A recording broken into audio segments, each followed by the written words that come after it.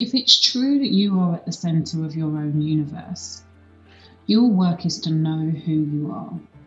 Your work is to know your values, and your work is to know your purpose. This is Awakened Love, the podcast, and I'm your host, Angel. This is a space where we get real about sex, love, and awakening. So strap in, let's go deep.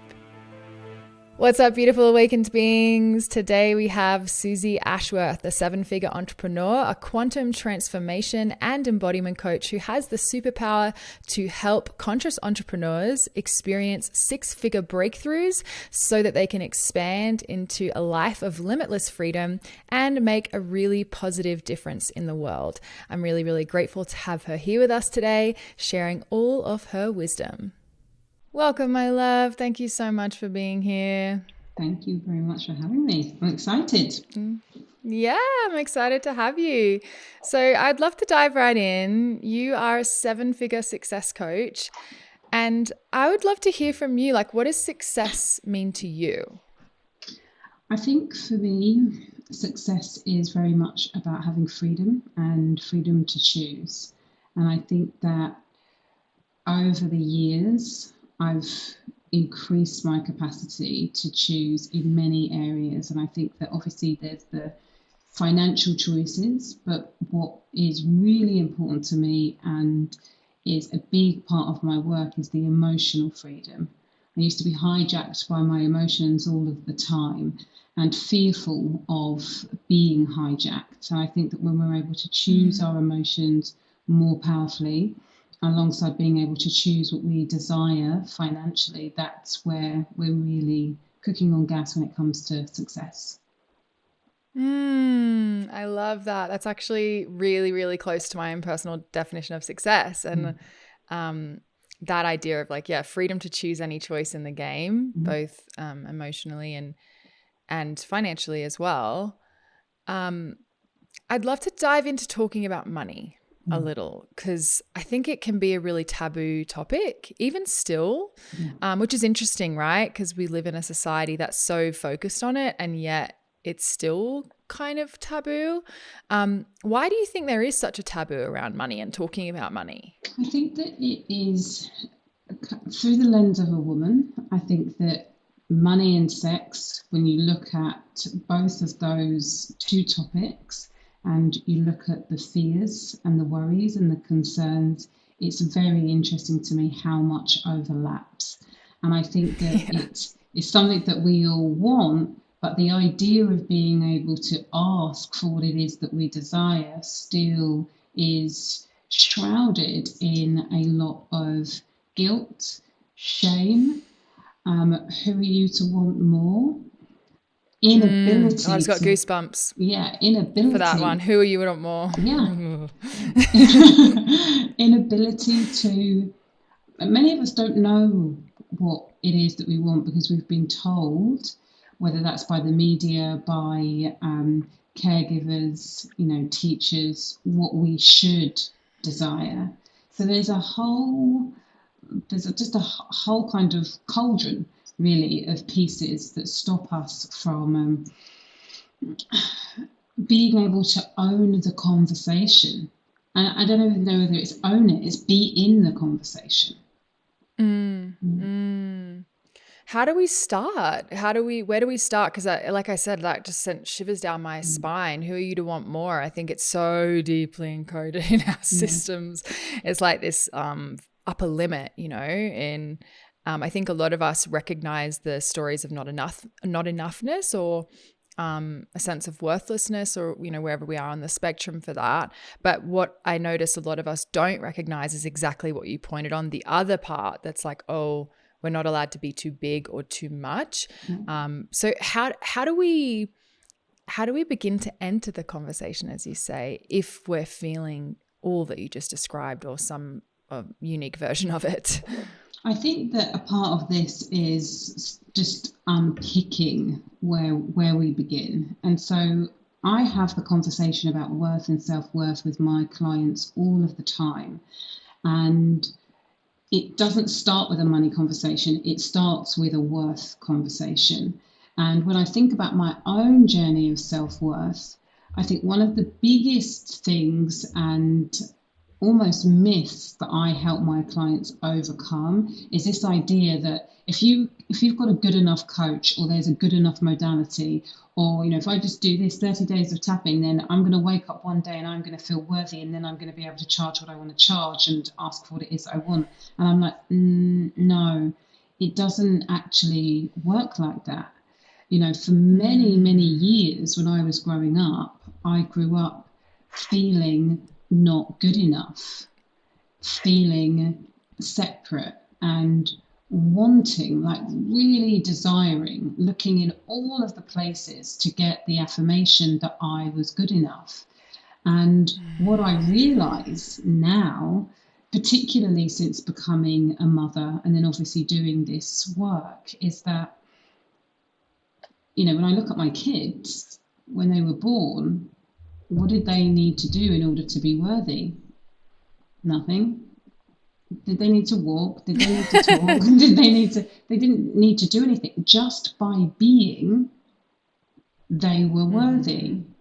And there was, particularly after I had children, this realization that I am that baby. I was born with 100%. If we had to grade ourselves on percentages, I was born 100% worthy. And it's only my learned experiences that have chipped away at that knowing. And so a big part of the journey is remembering that you were born 100% worthy, and that's a choice. I'm going to choose to remember that I was born worthy, and then day by day asking yourself, notice when you feel the contraction, notice when you're feeling not good enough, notice when you're pulling back, and being willing to ask yourself, what would I choose for myself if I knew that I was worthy? What would I choose? And that question has been wildly powerful, not just once, but thousands and thousands of times. And I think the other thing that feels really important to say, and I was chatting with one of my mentors about this, is that you have your self-worth, you then have the external value that other people put on the services that you offer, the external value that you bring to the world. Those two things are separate. So even though it's your job to work out what's the value I get to bring to the world, that has nothing to do with your innate and intrinsic value that you were born with. And then next to that, you have your net worth. How much money you have in the bank, what your properties are, what your material possessions are. Those three things are separate. And we have to work on those three things separately. And often we're getting them all tangled up. So when my net worth isn't as big as what I desire it to be, I tell myself a story that I, as an individual, are not worthy. No. When somebody says that I don't want to pay for your service, I tell myself that I am not worthy. No. Those three things are separate. They're separate. And I think that is really important. So doing the work on the self, doing the work on your net worth, and then doing the work on providing more value in the world, those three things are all necessary, but they are all distinctly different. And I think that once we start recognizing that and detaching our sense of self from the net worth and the external value people put on, it makes it a lot easier for us to start having the conversation about, okay, what would I like my net worth to be? Yeah. Wow. That just made me realize, and I wonder what you think of this, is this kind of idea of this intergenerational wealth mindset. Because if we grow up in a space where we don't have a lot of money, our family is struggling financially, then how do we attach that to ourselves, as you're saying, and then even that third sphere of like the value that we can provide, and how I've thought about this a lot, how sometimes it seems as though it's not only just more challenging in the physical, literal world, of course, to have a come up from that place, but even like intergenerationally, like mentally, Yes. how do you break out of that? And I'm curious, what are your thoughts on that? And have you, what does that bring forward for you when you think about this like intergenerational wealth consciousness? I think that every single person who is coming from a non-affluent background is dealing with the stories, the experiences, and the beliefs of their parents and everybody who came before them.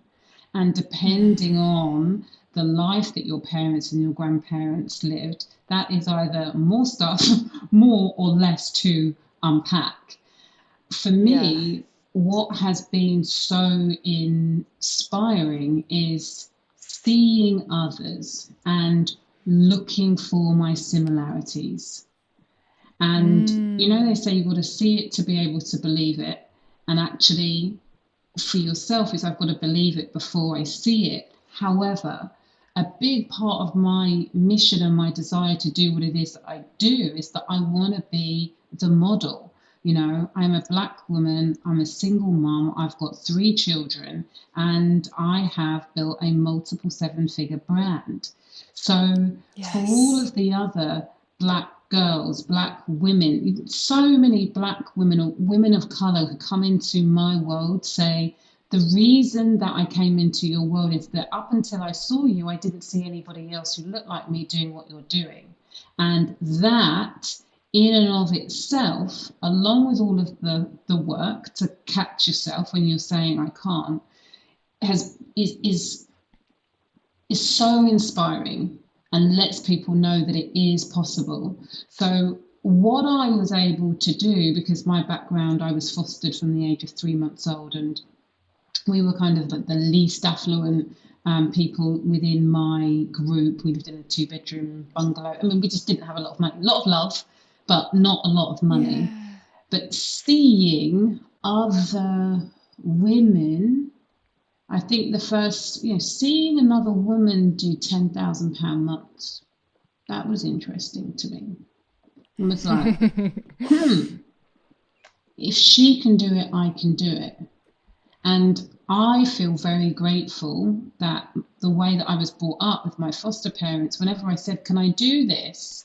Even though we didn't have the money, I remember I played the cello. How did we do it? My mum got me a grant. I played the flute. How did we do it? My mum got us a grant.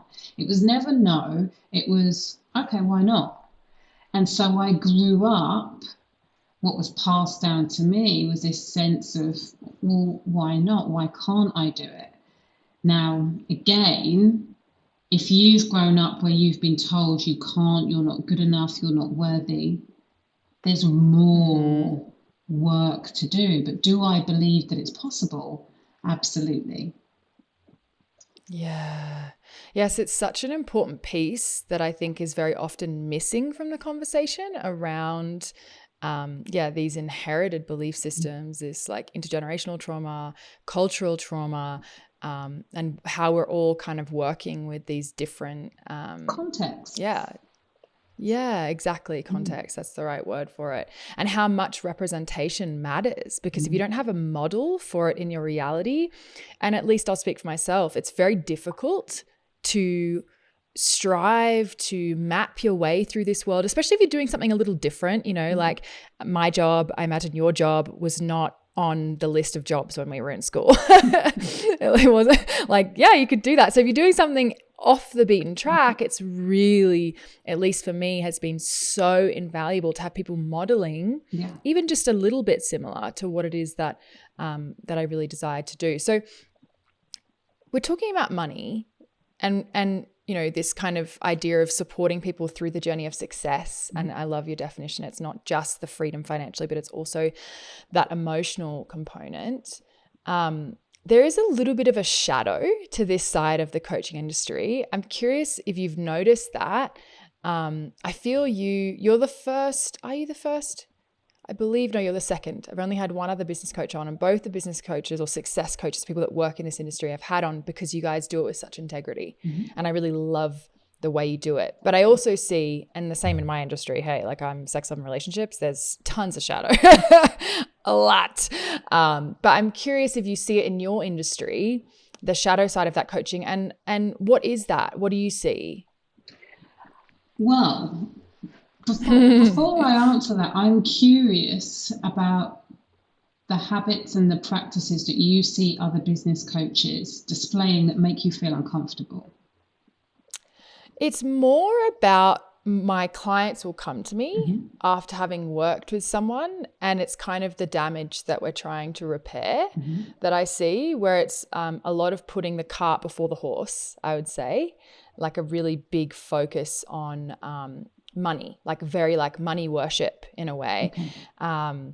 And that's great. I think that's important. But the part that you were talking about, the emotional freedom, also recognizing people's different levels of complex trauma, and how that affects how they can show up to the conversation, how that impacts how they're able to express or share in the world, and like maybe kind of running to steps ahead and feeling very pushed, more of that like motivational, just do it attitude versus like, oh, okay, like let's work with what's inhibiting you. Let's honor the trauma you've experienced and how that might be making it more challenging for you to show up in these spaces, like, and kind of using it as spiritual curriculum of like, okay, you want this thing that's really beautiful and you're feeling all of this stuff come up around it. Okay, like let's work with that versus just like pushing, if that makes sense. I see a lot of the pushing and kind of skipping of and the other thing I see a lot of is just focus on the money and like and the money is a conversation is a really important one, especially as we're talking about for women, and particularly as you say, like Black women, women of color, like this is important. We deserve to be making money. And I just see a lot of going around the other stuff. I don't know if you notice that or not. I think that the problem that I see, and rather than speaking specifically about other coaches, I would love to talk about it from the perspective of when we only focus on the money. What we have seen so many times, like in the industry, outside of the industry, celebrities, is people who have wild amounts of money, and people thinking that they should be happy. And instead of them being happy, they are off drinking excessively, drugs excessively, and in the worst case scenarios, committing suicide. And the reason that happens is because we have this imbalance, and people think that the gateway to, people think that choice equals happiness, and it doesn't. And people think that the gateway to happiness is financial freedom through the choice that it gives you.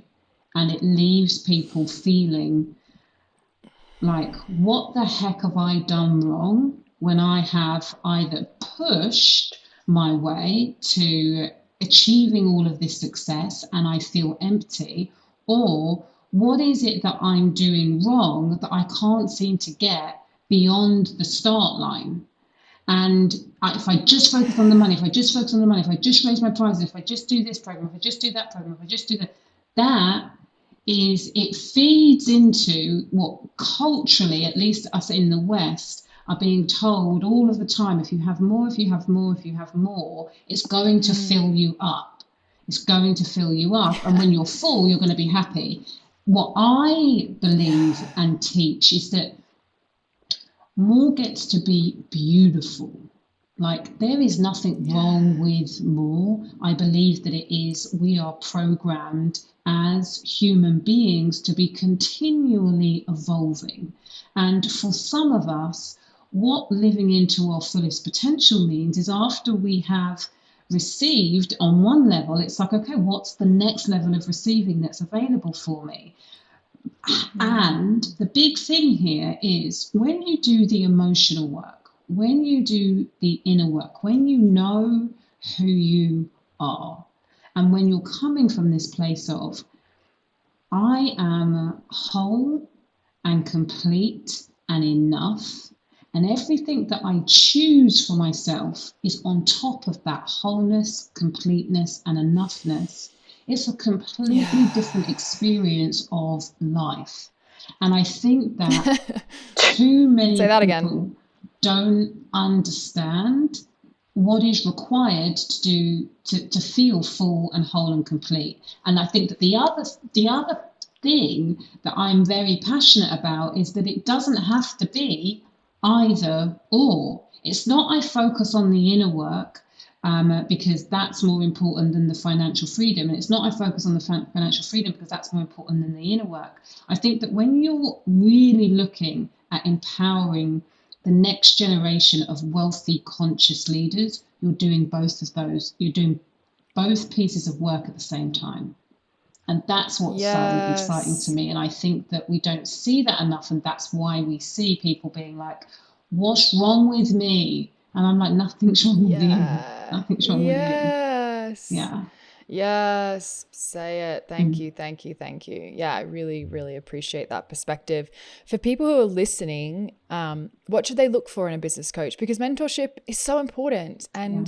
And we deserve guidance, especially when it comes to busting through these blocks and creating more value and more Yeah. service in the world, and like adding our contribution, and as we're saying, getting past the blocks that stop us from Yeah. giving our gifts, not only receiving but giving. What should people look for in a coach, would you say? I think it's really important to first of all distinguish between you've got your coaches, you've got your mentors, and then you've got your consultants. And for somebody Mm. like me, I like to incorporate all three of those areas into my support. But some people are very traditional coaches, and what that means is that they are going to ask you, the great ones are going to ask you really, really powerful questions to help you unlock the answers that are within you. And at a certain Mm. level of your development and a certain level of your business, actually, all you might want is a coach who's going to ask you and kind of get underneath things. And I think that that is Mm. great. Then you have your mentors, and these are people who have done what you've done in the way that you would like to do it. And so, whenever Mm. you ask them a question, they're going to say, in my experience, this is what I did. This is what I learned. Da, da, da, da, da, da, da, da. They're not going to tell you necessarily you need to do it like this, but they're going to share with you their experience. And from that, you're going to have a think and you're going to say, is this in alignment with how I want to do it? Or how would I do this differently? And I think that there is such, when you have an experienced mentor, they have many, many, many, many, many different experiences. So when somebody comes to work with me, it's not that I've only done this type of launch. It's I've done 10 different types of launches, and I'm going to be able to share all of my experiences across all of those. And then you're going to be able to pick what you want. And then Mm. at the beginning of your business, often, or when you have a very specific strategic or tactical issue that you want to overcome, then sometimes it is great to have a consultant. And a consultant is just going to tell you what to do. Okay, you've got this number of numbers, you've got this is what you should do. And I think what's interesting is that many people, particularly in the beginning stages of their business, what they really want is a consultant. But what they end up doing is hiring a coach. And when the coach says, what do you think? They're like, I don't know what to think because I don't have any experience. I've never done this before. And so often programs and courses act as your consultants, and they are Mm. really powerful things to invest in at the beginning stages of your business. I mean, I still invest in courses now. It's just that my team will go through them for me and they will implement the stuff, and that's how we continue to grow. And then coaches and mentors, when you're looking to develop your own ideas and you want to have that kind of back and forth, coaches and mentors. But I think picking people that appear to have done things in the way that you desire to do them is really, really helpful.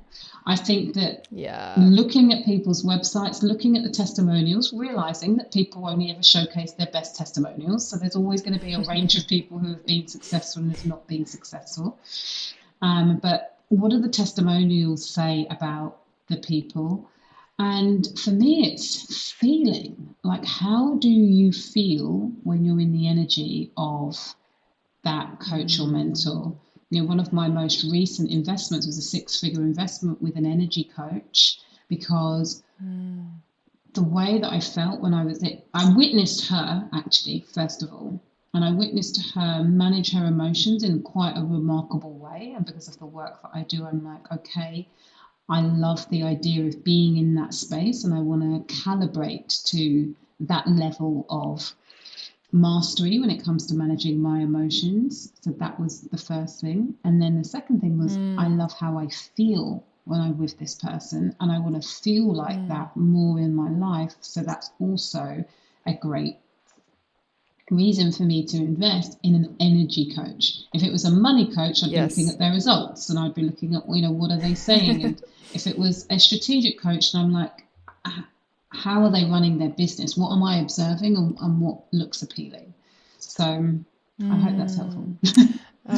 Super helpful. I think what you're highlighting here is getting really clear on what are you actually looking for, which I think can be the tricky thing. So for anyone listening who is in a service-based business, like super useful, especially I love those different tiers. I've never heard it broken down like that. Yeah, it's interesting. I often say to clients, like, people usually don't hire you for what you say you do. They hire you for what they see you do or feel in your instance. Like, it's that embodiment of where you're at, and like, don't hire someone to help you climb Everest if they've never climbed Everest. Like, that's going to be tricky. Yeah. Yeah. I think the other thing that I've learned, and you know, I've been in business, it'll be my 10th year next year. I've had a coach, I've had multiple coaches and mentors for the whole time I've been in business, bar 6 months. And what I really trust now, more than what I did in the beginning, is that I won't always get what I thought I needed from I won't always get what I thought I wanted from a coach, but I will always get what I needed, you know? And really trusting that has been very important for my growth and evolution. Ooh, ain't that the truth about most personal development work? Because like, the frame of mind that we enter into and we're like, I want this thing, is very often coming from the wound or the challenge. And so, yeah, very often we don't necessarily get what we want, but we do. It's always valuable.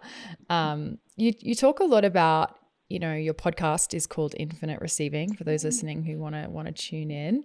Can you tell us a little bit about the word receiving? It can have a lot of charge, particularly for women, around, you know, what does that word mean to you, receiving? It means opening myself up. I think that a lot of what I feel very excited about when it comes to this subject is that for the beginning stages of my career, I used to it's like, I'm going to get this target, I'm going to hit that deadline. Like, I was very much in my yang energy and pushing, forcing, making stuff happen. And that served me very, very well. And then I got to a stage where it was like, the level of growth that I was desiring to experience, there wasn't enough push left in me in order to force it to happen in the way that I had done it up until that point. And so I had to start looking at, what are the other ways? And this is when masculine and feminine energies were really introduced to me. And I started to really explore, what does it mean to be in my feminine? And what it means to be in the feminine is to be in receiving mode, you know, to be in allowing. And that, even as I say it, is just it's very sexy to me. It's very beautiful. And I think, again, for me, as a 40-plus-year-old woman, 2 years separated, 3 children, there's a whole other conversation around feminine energy and receiving sexually And it's married with the money piece. It's married with the, you know, how much pleasure can I allow myself to experience?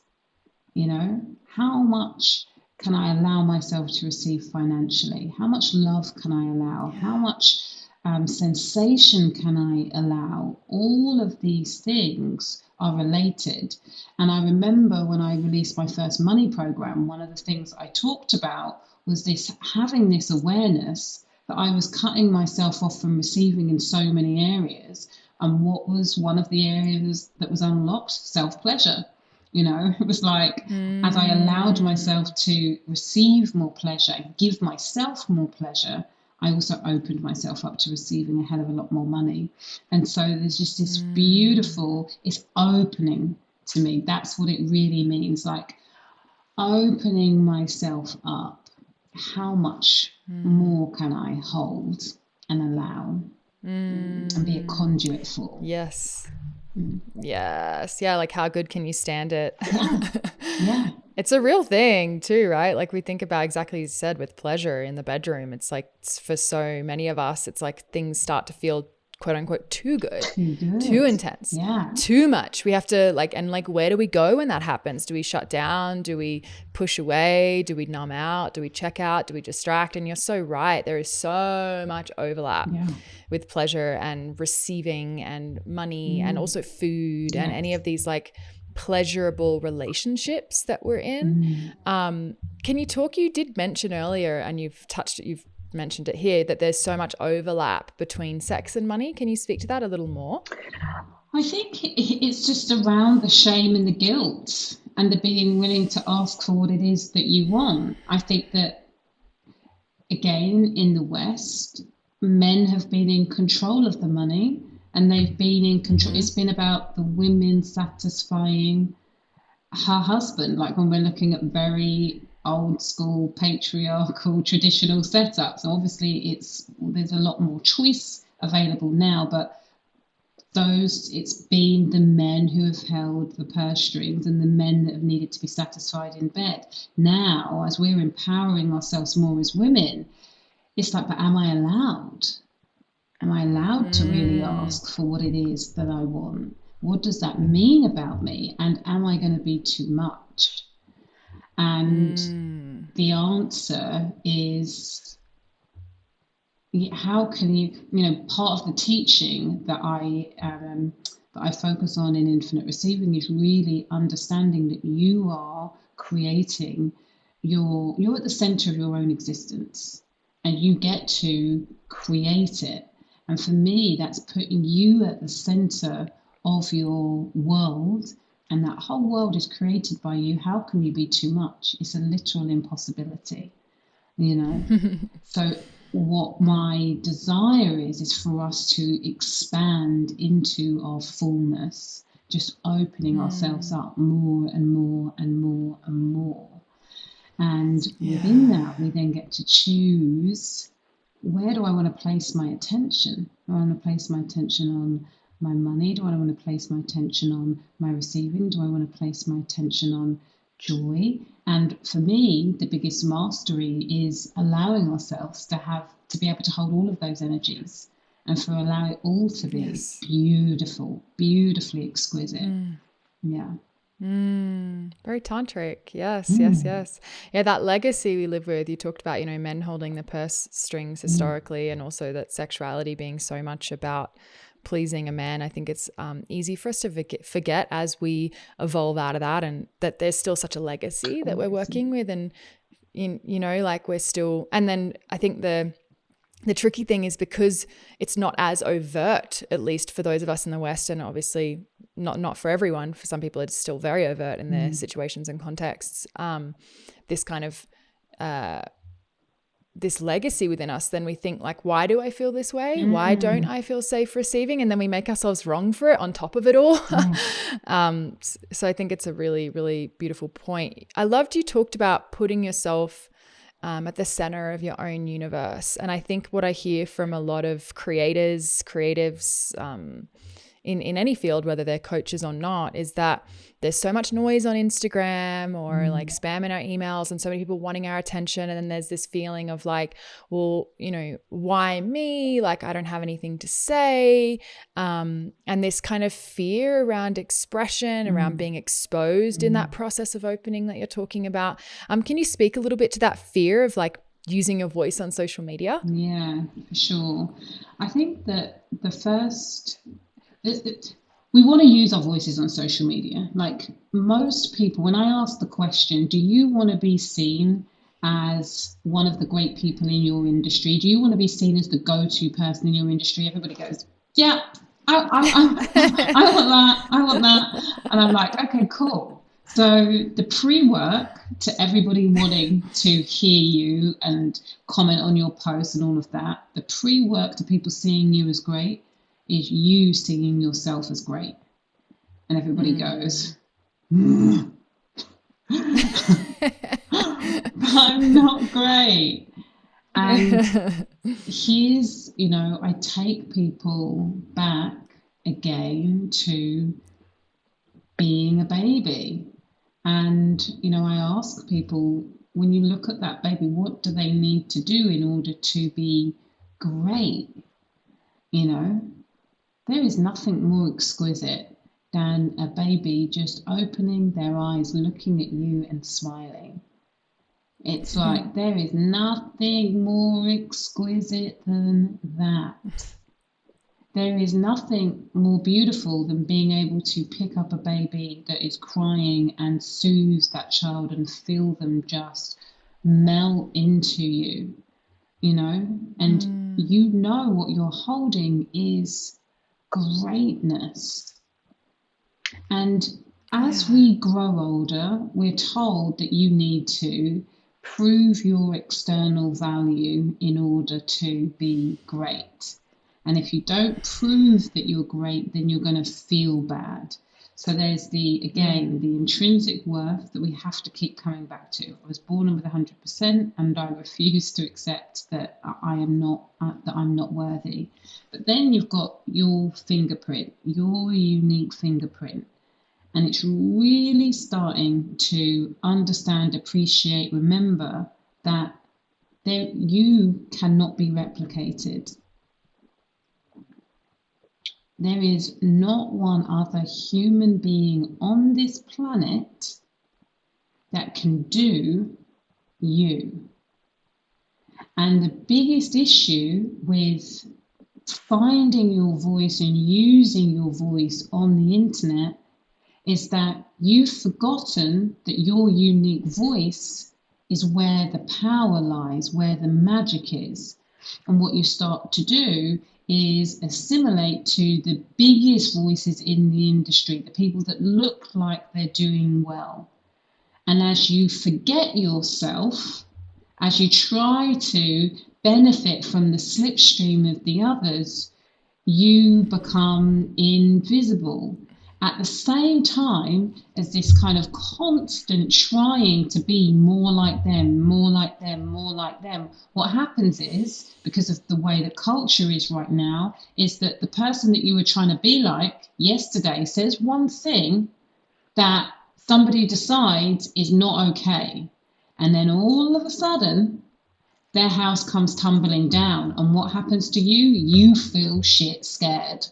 Oh my God, I thought everything that they were saying was amazing. And now they're not amazing. Everybody hates them. And the whole story around the judgment of that person, the fact that they're not worthy, perhaps you've even jumped into the comment thread and started to share your opinion like I've seen. Like, wow. When you see that and you choose to participate in it, that creates so many barriers for you showing up in your truth, because the fear of that, you becoming that person, is high, especially when you've been trying to be that person. And so for me, this is a very, very layered conversation, because you have everything that is going on culturally that you are not in control of. However, if it's true that you are at the center of your own universe, your work is to know who you are. Your work is to know your values, and your work is to know your purpose. When I think about the bigger vision that I have for infinite receiving and imagining a world full of wealthy, conscious leaders who desire to create massive impact, I'm willing to take a stand for it, And I know that I'm not always going to get it right. I know that I'm going to sometimes say the wrong thing. I know that I'm going to antagonize some people, but I'm willing to take the stand for the bigger mission and the bigger vision, Yes. And yes, I get to trust that. So, yeah. Yes, so much goodness there. Yeah, it's so beautiful. I loved how you were talking about the slipstream and the whole process people go through of trying to homogenize their uniqueness to fit into the shouldness, and how that literally strangles your expression. And then the deepest fear we all have, right, as social mammals is public humiliation. Yeah.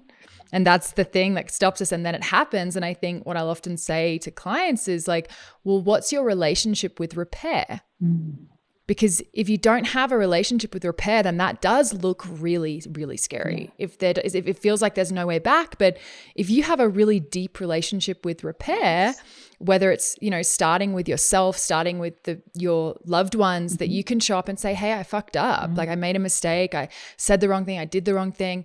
And I'm sorry. And here's what I see. And here's what I learned. And here's what I'm going to do going forward. And I want to hear from you, like your feedback. If you do that in your life and you practice that, then you will, I think, be a little less terrified at the idea of, saying or doing the wrong thing in the online world. I think that the fear is going to be there, but also, what's your relationship with fear? What's your relationship like with fear? What's your relationship with fear? Are you willing to dance with it anyway?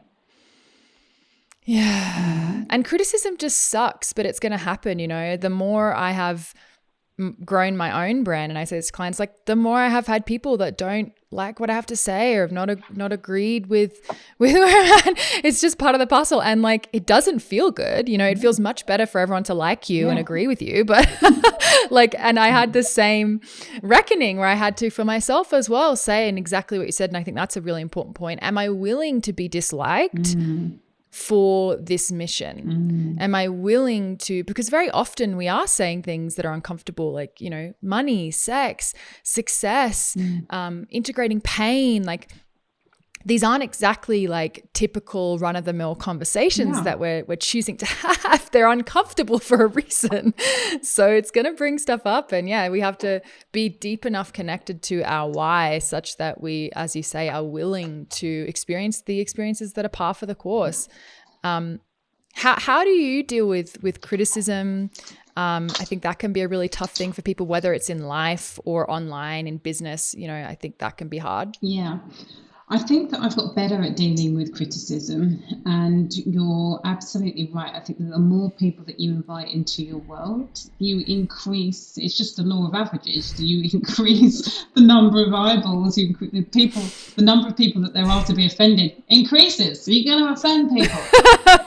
And I think that the other thing is that when you are used to having relationships with, so I remember once, I still have it, it's kind of winding down, but a container called the Freedom Experience. And I had 17 women in there that I worked with for 9 months, like one-on-one. We had the most incredible relationship. They were all getting amazing results. And I decided that I was going to open up the container and I was going to bring new people in. And I could have integrated the new people with the established people in a much more effective way than what I did. And because I didn't, what I had was all of these people that I loved and all of these people that loved me who suddenly felt like less seen. They felt less heard. They felt less supported because I was increasing the pool. And so there was I suppose it was the equivalent of an intervention, and we all had to have this Zoom call together where my clients expressed why they were upset to me.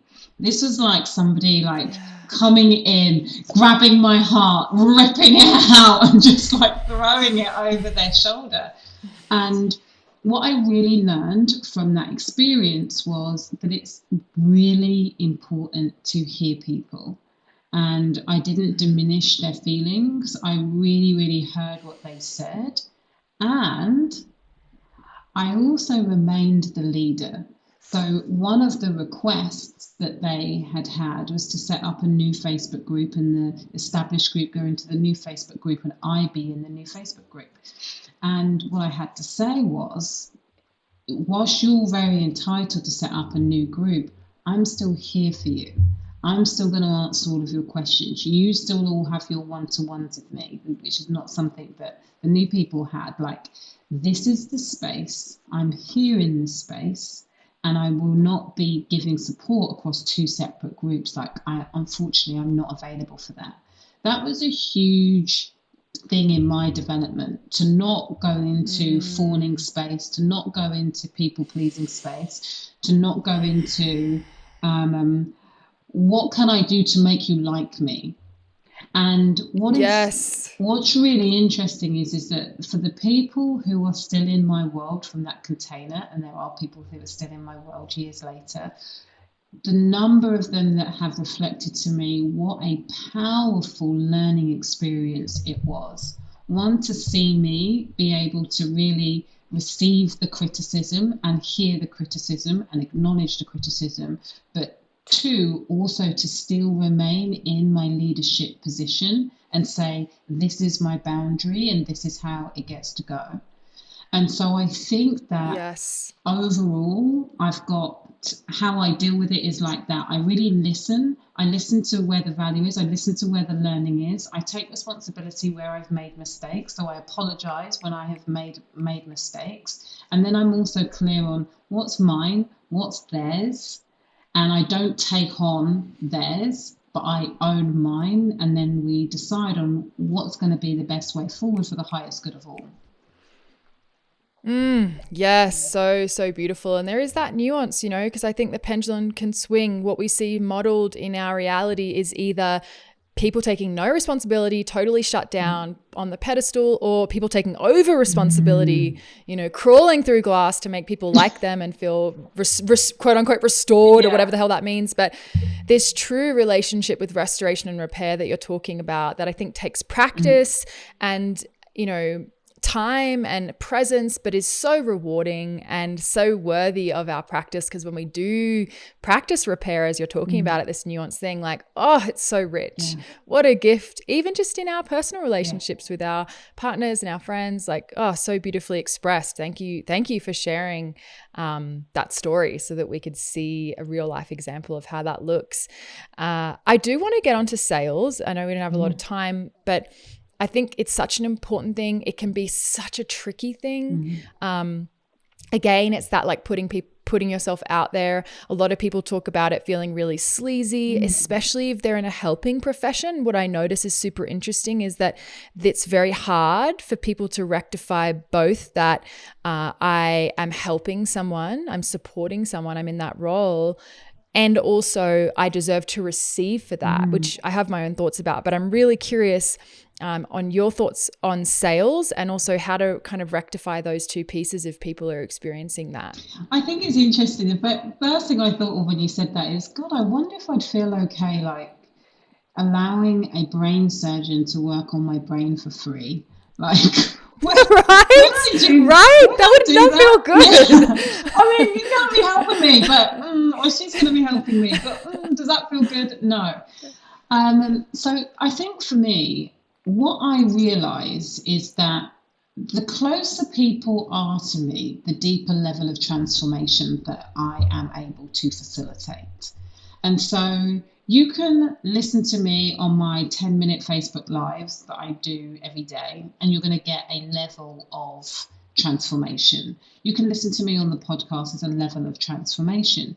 Then there is the come into my world and be able to ask me questions. There's a different level of transformation, there's also a different level of energy that I'm putting into that container. Now, what is true is that I can choose to charge or not. And what is also true is that I have a big, big, big vision for not just for myself, but for this world. And so the more I invite people into my world and the deeper that transformation gets to be and the more energy that I pour in, there's a cost attached to that, whether I charge or not. There is a cost attached to that, whether I charge or not. What I have decided is that for the greater good of not just me and my family, but for the mission and the vision, it is important for me to charge for the cost attached to my level of expertise and my level of energy. Like, it's not emotional. It's just the more energy, there's a cost attached. I've decided that I am going to attach a price to that. The price doesn't mean anything. The amount I charge for my services inherently doesn't mean anything. Whether I charge $1 million or whether I charge 1p, it just means that's $1 million, that's 1p, but it doesn't inherently mean anything.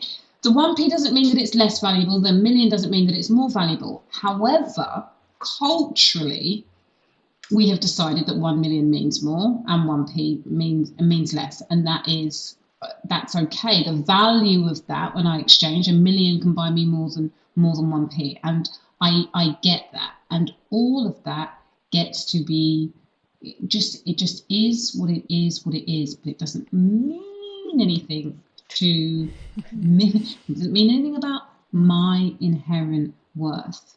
And so we start to, when we kind of can get our head around, they're just numbers and you get to pick a number, you then start to, I add in, what is it? What's the type of life that you desire to live? What's the type of, so it starts with you, you're at the center of your universe. Well, I desire to live a life where I get to choose where I go on holiday. I get to choose where my children go to school. I get to choose what I want to eat. And when I look at the things that I want to choose, there is a certain price tag attached to those things. Okay, so what does this mean? This means that as an individual, it is my responsibility to offer a certain amount of value into the world. External value that I get an exchange for. I offer this value into the world, I ask for this money in exchange. This value into the world, this value in exchange. Now, what is true is that I'm going to arbitrarily decide that this is worth this amount. It's worth this amount to me because this is my energy. What's going to happen is some people are going to go, oh my God, that's amazing. That's the best deal ever in the whole entire world. Let me give you my money. Great. That feels like a fair exchange. Other people are going to look at it and go, pardon? That is not what I do not value that. I am not going to pay that. And you know what you're going to say? Great. Like, it just gets to be as simple as that. Like, it really, really does. Some people are going to say yes, some people are going to say no. You get to choose how is it that you desire to live. That's the start. Then you get to think about also, what is the value of the transformation to the clients that are coming into my world? This is how much I value my time and energy. This is how much they value knowing how to have 100k months. Is it okay for me to charge 10k a month for somebody who wants to learn how to make 100,000 a month? Yeah. Is it okay for me to charge 10k a month for somebody who wants to learn how to do 20k months? Yeah. Is it okay for me to charge 10k a month for somebody who wants to learn how to make 10k a month? I mean, it's okay, but you're not going to make a sustainable business out of that because they're not going to learn how to run their business and do all of the other things that they need to do. It's all okay, Yes. but there needs to be a balance, and there's an understanding that there is a Yes. client at every level who is willing to pay at every level. And for me, when I lay it out like that, I'm like, how can that feel icky? It only starts to feel icky when you entangle your own self innate worth with what other people say when they say yes or when they say no.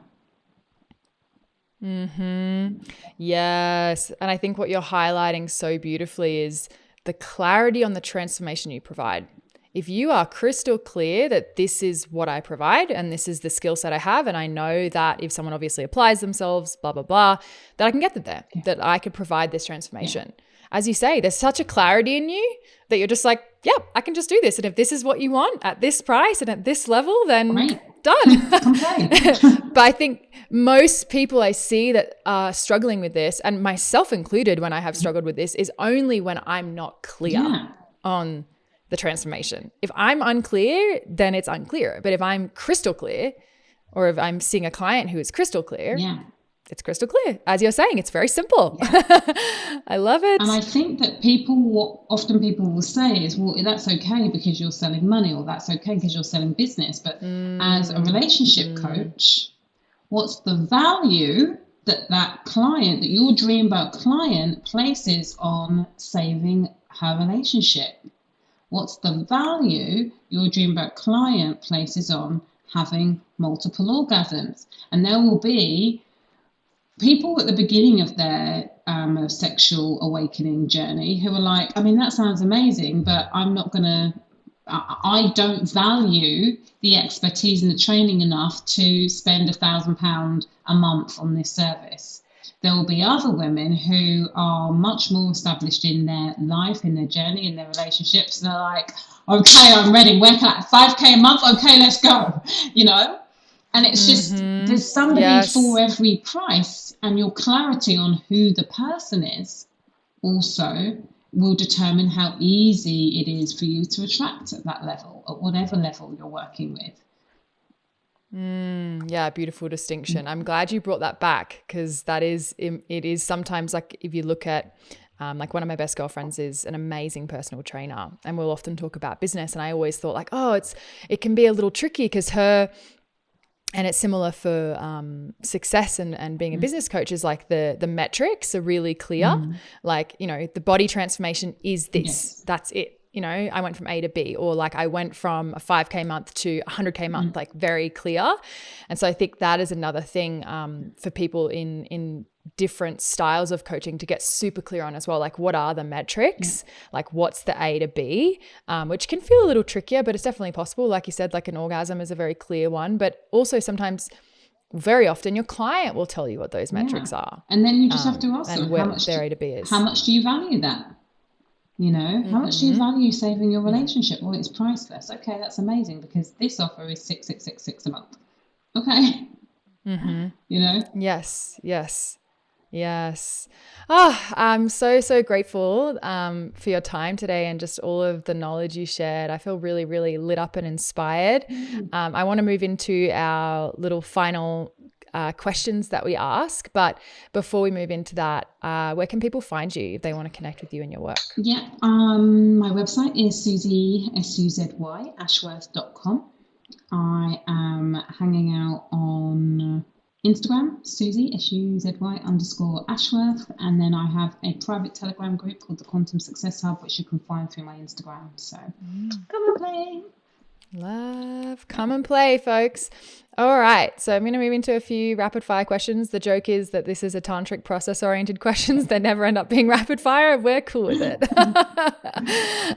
So what book do you gift people the most or recommend?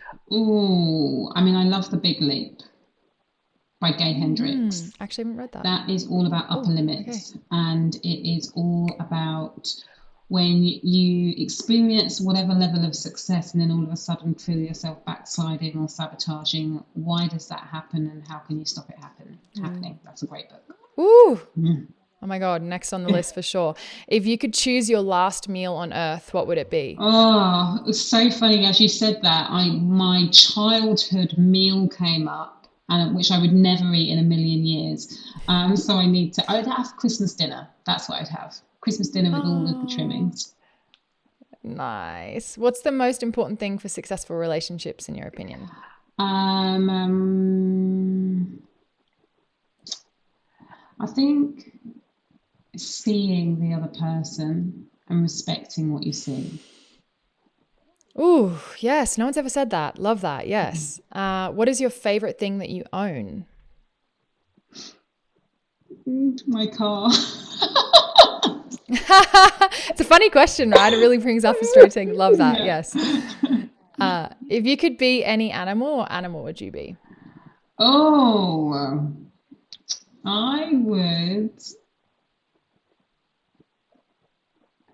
I think I'd be a manta ray.